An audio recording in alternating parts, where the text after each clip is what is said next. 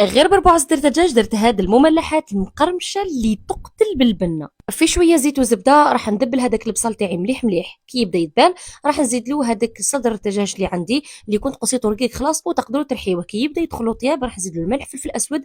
انا هنا حطيت القزبر وتوابل الدجاج، والتوابل انتم حرين فيها. كي يبدا يطيب لي شويه هذاك الدجاج نزيد شويه زيتون ومعدنوس ونخليهم فوق النار دقائق برك باش تمتزج المكونات كامله في نفس المقله لانه فيها كامل البنه. راح نحط ملعقه تاع زبده، ملعقه تاع فرينه، ونبدا نزيد في الحليب بشويه بشويه ونخلط باش ما يتشكلوناش هذوك الحبيبات الخشان تاع الفرينه.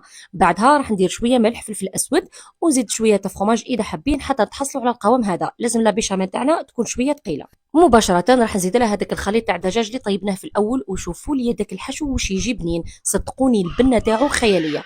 وكالعادة مملحاتنا ما يكملوش بلا خبز تورتيلا من شركة التاكو، خبز ذو نوعية جيدة وصالح لكامل الوصفات. نحن نقسم الحبة إلى نصفين ونطويها بالطريقة اللي تشوفوا فيها. نحط شوية حشو وشوية جبن إذا عندكم وتطويها بالطريقة اللي تشوفوا فيها باش نتحصلوا على مثلث متساوي. الزوايد هذيك تقدروا تزيدوا تلوحوها في الحبة بعد. أنا نحب نقصها باش ما يبقاليش معجن بزاف.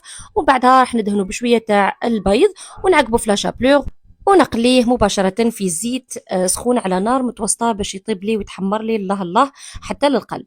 وهكا مملحاتنا راح يكونوا واجدين. تقدروا ترافقوهم مع لا سوب، تقدروا تاكلوهم وحدهم مع شويه سلطه. صدقوني البنه تاعهم خياليه مع هذيك القرمشه اللي من الفوق ومن الداخل طريه. واش نقول لكم، شهيتكم في الجنه وخلاص. جربوه وتدعوا.